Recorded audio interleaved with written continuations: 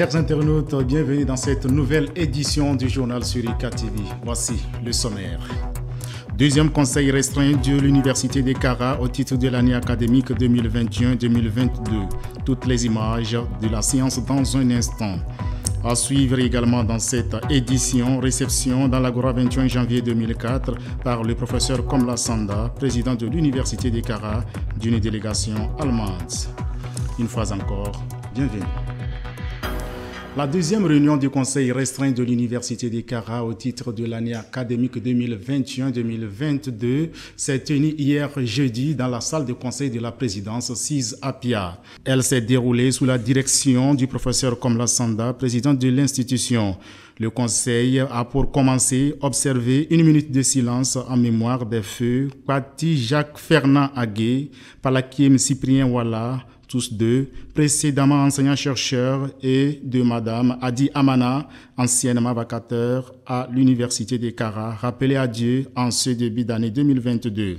Pour les travaux, le Conseil s'est penché sur 5 points, à savoir adoption du procès-verbal de la réunion du Conseil restreint du 11 novembre 2021, le point sur le déroulement des activités pédagogiques du semestre Harmattan, l'examen et l'adoption du plan stratégique triennal de développement de l'Université des Kara sur la période 2022-2024, l'examen et l'adoption du manuel de procédure d'homologation des diplômes, puis les questions diverses.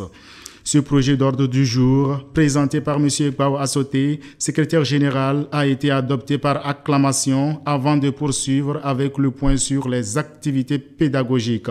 Là-dessus, à l'issue des présentations faites par chaque chef d'établissement, il faut retenir qu'en marge de quelques cours de mission en attente, tous les enseignements et évaluations pour le compte du semestre Harmattan en parcours licence ont été réalisés. La correction des copies ainsi que le processus de traitement et de mise en ligne des notes sont déjà amorcés. Pour le parcours master, les étudiants sont en phase de soutenance de leur mémoire de fin de formation. Au second point, les membres du Conseil ont examiné le plan stratégique triennal de développement de l'Université des Kara 2022-2024, présenté successivement par Dr Tankpe Tanko, directeur de la planification, de la prospective et de l'évaluation, et Dr Mick Minapulo, directeur adjoint de l'Institut supérieur des métiers de l'agriculture ISMA. Cette présentation a été suivie par une phase de débat ayant conduit à l'adoption du diplôme par acclamation. La seconde présentation a porté sur le manuel d'homologation des diplômes dont l'adoption a été reportée à une prochaine fois, histoire d'examiner davantage certains détails. Dans les divers, le Conseil a été informé sur le recensement des bureaux de l'institution effectué par la Direction de la gestion du domaine universitaire DGDU. Une nouvelle attribution de bureaux se fera dans les prochaines semaines en vue de satisfaire les besoins de tous les services nouvellement créés. Notons que pour la circonstance, le Conseil a reçu la visite inopinée du professeur Octave Nikoué-Broum, ancien ministre de l'Enseignement supérieur et de la Recherche. Ce fut un moment de joie pour tous les membres du Conseil. Autre chose, toujours au campus Nord, les soutenances des mémoires dans les parcours professionnels à l'Université des Kara se sont poursuivies le 28 mars dernier. Pour cette étape, ce sont les étudiants du master en nutrition et sécurité alimentaire logés à la faculté des sciences et techniques FAST qui se sont prêtés à l'exercice. Le compte rendu avec Françoise Barouta, Modeste Dawat. Du 28 mars au 2 avril 2022, s'est tenue à la faculté des sciences et techniques FAST une vague de soutenance des mémoires de master en nutrition et en sécurité alimentaire à l'Université de Kara.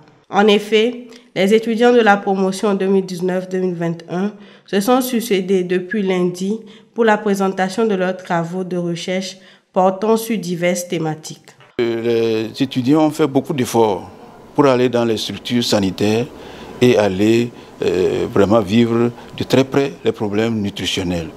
Le mémoire que nous venons de soutenir, c'est un mémoire qui parle de la prise en charge des enfants dénutris. Et donc, essayer de voir comment le personnel qui est là se dévoue à faire sortir ces enfants de cet état de malnutrition. et les résultats sont indicatifs.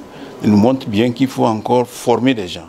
Et nous comptons pouvoir donc mettre à la disposition au plan national des personnes compétentes qui ont donc la compétence d'accompagner les structures sanitaires dans la prise en charge des problèmes nutritionnels au Togo. Au total, 36 impétrants ont défendu chacun le contenu de leurs documents devant différents membres de jury qui intervenaient, certains en présentiel et d'autres en distanciel. Ce que nous souhaitons que la connaissance que nous avons acquise de ce master puisse vraiment être mise en valeur dans nos structures pour pouvoir améliorer vraiment la qualité de la prise en charge, comme je le disais dans mon thème. Notre alimentation était basée sur la pâte, c'est-à-dire les céréales, les fruits, les légumineuses. Maintenant, on est en train d'oublier ça et manger ce que les Européens mangeaient. Et ça fait qu'on sera confronté à être obèse. Or, quand on est obèse, c'est un facteur de risque d'avoir le diabète, l'hypertension artérielle, même les cancers. En gros, on retient que les fruits qui contiennent plus de vitamine C sont les oranges, les citrons, les ananas et les mangues. Notons que dans l'ensemble, les candidats s'en sont sortis pour la plupart avec de bonnes mentions. Félicitations à eux et bonne chance pour la suite. Je vous l'annonçais dans les titres, dans le cadre de la coopération germano-togolaise, une délégation allemande conduite par M. Lars Wilke, directeur de la division de l'Afrique de l'Ouest de la BMZ, ministère fédéral allemand en charge de la coopération économique et du développement, était en visite le 5 avril dernier à l'université de Kara. M. Wilke et sa suite ont été réussis par la communauté universitaire avec en sa tête le professeur Komla Sanda, président de l'institution. Didier Bandjabli, Fortune Kuyao pour les précisions.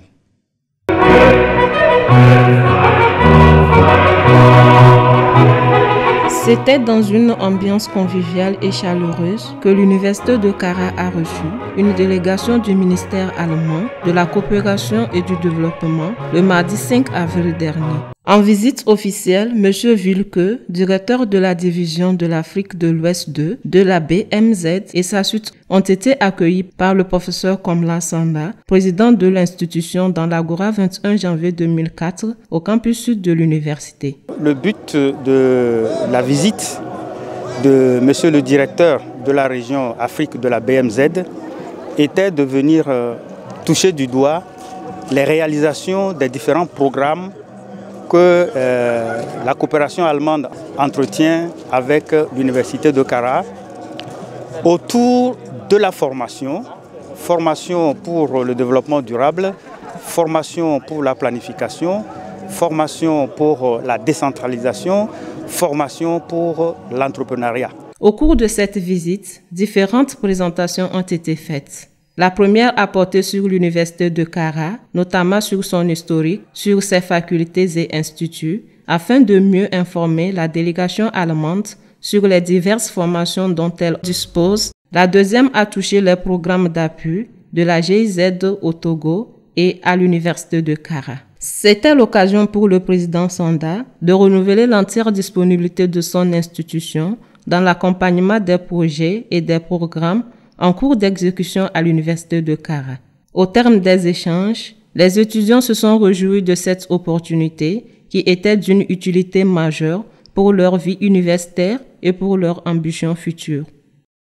Durant notre formation, nous avons eu la chance d'avoir parmi nos unités d'enseignement des cours d'importance sur l'entrepreneuriat qui nous ont été faits par la GIZ. Je dirais que nous sommes des étudiants un peu plus complets puisque, à part notre licence en soins vétérinaires, qui est un outil, nous avons également une autre partie qui est la connaissance en entrepreneuriat.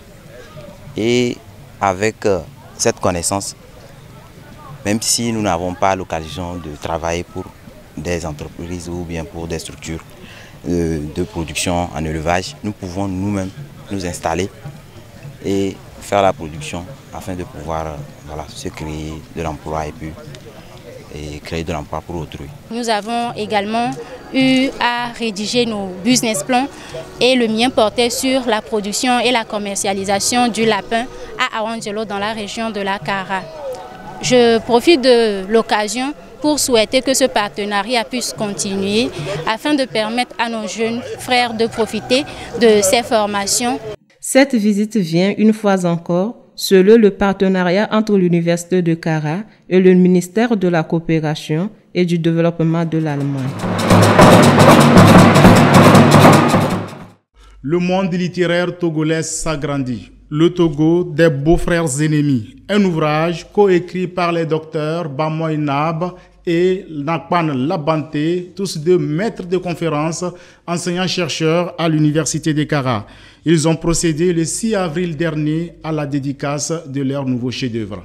Lidek Bandiabri, Modeste Awad pour les détails. Cicéron a dit, je cite, « L'histoire est le témoin des temps, la lumière de la vérité, la vie de la mémoire, l'institutrice de la vie. » Fin de citation. C'est dans cette perspective que M. Bamoy Nab, maître de conférence, directeur du laboratoire d'histoire et développement de l'Afrique, ISDAF, et M. Nakpan Labanté, maître de conférence, tous deux co-auteurs, ont relaté dans un ouvrage l'histoire nationale du Togo de 1958 à 1967, période au cours de laquelle Sylvanus Olympion et Nicolas Gruinski, deux hommes d'État liés au plan familial mais opposés politiquement, ont dirigé le Togo. Cet ouvrage intitulé « Le Togo des beaux-frères ennemis » a été dédicacé le mercredi 6 avril passé dans l'Agora KE AG 502 au campus sud de l'Université de Kara. Ce qu'on peut retenir de cet ouvrage, c'est qu'il fournit des sources d'une importance singulière pour les chercheurs togolais. Et ces sources sont constituées par les discours prononcés par les deux premiers présidents de ce pays qu'on appelle le Togo. Ce ne sont pas des choses qui sont publiées partout, mais il faut aller aux sources, aux archives pour les trouver. C'est ce que ces deux collègues ont essayé de faire. Au cours de cette séance, plusieurs enseignants et étudiants ont salué l'initiative et l'amour que portent les co-auteurs pour le Togo, et c'était l'occasion pour ces derniers de poser des questions afin de mieux appréhender le contenu de cet ouvrage. Et la période dont il s'agit, 1958-1967, est une période très importante dans l'histoire contemporaine du Togo, parce que cette période nous permet de comprendre l'histoire du pays et j'allais dire même de mieux comprendre notre pays sur tous les plans, en termes de construction de l'État, en termes de processus de développement et en termes aussi de construction de la nation togolaise. C'est une période qui est fondamentale. Donc ici, nous avons voulu mettre le contact avec les sources brutes, sans que ce ne soit les commentaires des spécialistes, des historiens, pour que chacun puisse se faire une opinion. Désormais à la disposition des enseignants-chercheurs et du public, ce document original constitue le tremplin d'une histoire nationale portant sur les deux premières républiques ainsi que sur la période transitoire au cours de laquelle la nation togolaise est née. C'est une étape, comme on l'a dit dans la présentation, une étape charnière dans l'histoire du Togo, dans la mesure où c'est à cette période-là que les Togolais, disons africains, ou les Africains du Togo, prennent les rênes du pouvoir après une gestion coloniale par les Français et par l'intermédiaire des Anglais. Donc les Togolais prennent le pays en main. Maintenant, il faut adopter une nouvelle politique dans la gestion de ce territoire-là et poser les bases du Togo indépendant. Donc c'est ce qui donne l'intérêt à ce document. Notons que cet ouvrage est une source inédite de connaissances et est disponible au prix de 27 000 francs CFA l'unité. Après 2 ans de silence en raison de la maladie à Covid-19, le football à l'instance universitaire à Kara retrouve ses lettres de noblesse. Ainsi, le 4 avril dernier, le professeur Tchapali, directeur du Centre des œuvres universitaires de Kara-Kouk, a procédé au lancement officiel du championnat universitaire de football à l'université de Kara. Françoise Barota et Fortune Kouyao. Le championnat universitaire de football édition 2021-2022 a débuté le 4 avril dernier à l'université de Kara. À l'affiche pour le match d'ouverture était face à face la formation de la faculté des lettres et sciences humaines, Flèche, et celle de l'Institut supérieur des métiers de l'agriculture, ISMA. Le lancement de cette compétition a été effectué par M. Tcha Pali, directeur du Centre des œuvres universitaires de Kara, Cook. Il était accompagné de M. Djobo Akleso, président du district préfectoral de la COSA. C'est avec grand plaisir que nous avons rouvert le championnat universitaire de football masculin à l'université de Kara pour le compte de l'année 2021-2022. Ceci après l'accalmie qu'a connu le domaine, qui a permis la reprise du championnat national de football et après l'autorisation que le gouvernement a accordée pour des regroupements et des célébrations regroupant donc plus de 15 personnes. Ce championnat nous permettra donc de dégager l'équipe universitaire de football masculin qui ira affronter les autres équipes universitaires de football sur le plan national. Cette reprise du championnat intervient après 2 ans de silence en raison de la pandémie à Covid-19. Ainsi, au cours de cette compétition, au total 6 rencontres se disputeront au terme desquelles se dégagera le sacre de l'édition 2022. Pour ce match d'ouverture, la tribune était pleine à craquer avec des chants et de la musique de part et d'autre pour accompagner les 22 acteurs dans le jeu. Les étudiants n'ont pas manqué de mettre à nu leurs sentiments sur ce début de championnat. Je trouve que c'est bien parce que ça nous divertit, nous les étudiants. Ça nous permet à nous les étudiants de nous retrouver et ça permet la sociabilité aussi. On a été vraiment ravis parce que c'est depuis l'année passée qu'on était ici au campus. Bon, c'est notre 2e année, mais l'année passée on n'a pas eu ce genre de manifestation. Or que c'est ce qu'on attendait vraiment, on n'a pas eu. Mais bon, comme cette année ils ont annoncé ça, on a vraiment été contents. Nous aussi au moins, c'est notre première fois de participer aux activités culturelles de l'université. Au terme des hostilités, la Flèche empoche les 3 points de la journée en dominant l'ISMA par 3-1. Félicitations aux victorieux et courage aux perdants. Bonne chance aux prochaines équipes. On en parle aussi dans cette édition, un atelier d'échange et de partage d'expériences sur les bonnes pratiques phytotraditionnelles a été organisé ce 8 avril à l'intention des acteurs phytothérapeutes de la région de la Kara et de ses périphéries. Cet atelier a été organisé par le laboratoire de recherche et études en linguistique, psychologie et société, la RELIPS de l'université de Kara. Le lancement de cet atelier a été effectué par le directeur du laboratoire, professeur Tcha Pali. C'était à l'hôtel Étoile de la COSA. Nous y reviendrons dans nos prochaines éditions. Pour finir, parlons culture. L'association Compagnie Art Sauveur de l'Université de Kara veut faire de la ville de Kara un carrefour culturel et artistique dans les 5 années à venir.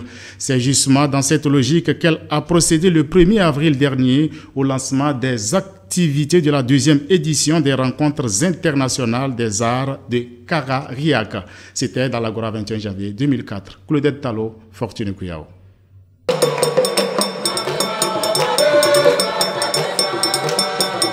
Autorités administratives, acteurs et promoteurs culturels, artistes, étudiants s'étaient réunis le 1er avril dernier dans l'Agora 21 janvier 2004 pour le lancement officiel des activités de la rencontre internationale des arts de Kara, RIAC. Cette célébration, qui est une initiative de l'association Compagnie Art Sauveur de l'Université de Kara, a été lancée par le professeur Tcha Pali, directeur du Centre des œuvres universitaires de Kara, Cook, représentant le président de l'institution.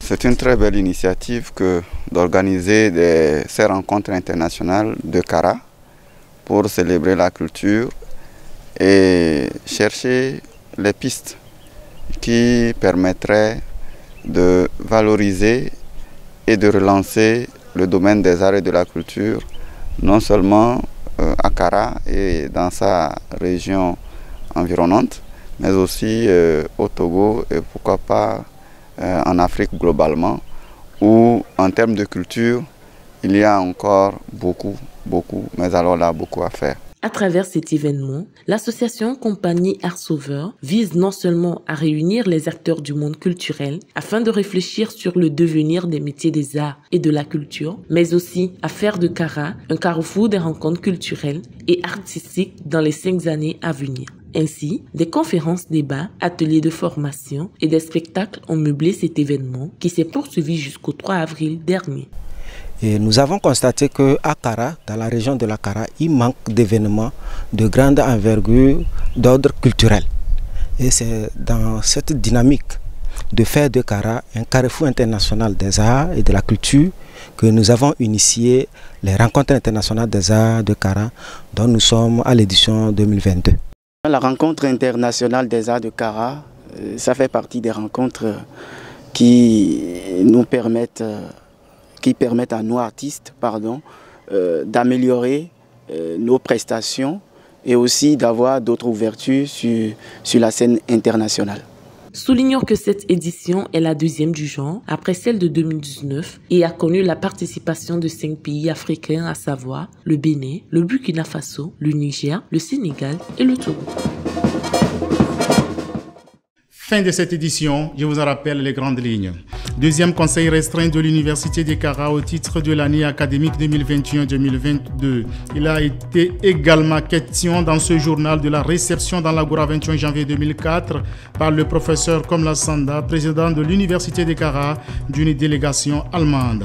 Mesdames et messieurs, c'est la fin de ce journal. Espérons vous retrouver en bonne forme après les congés qui démarrent le 11 avril prochain. Toute l'équipe de UCATV vous souhaite bonne fête de Pâques. Bonsoir.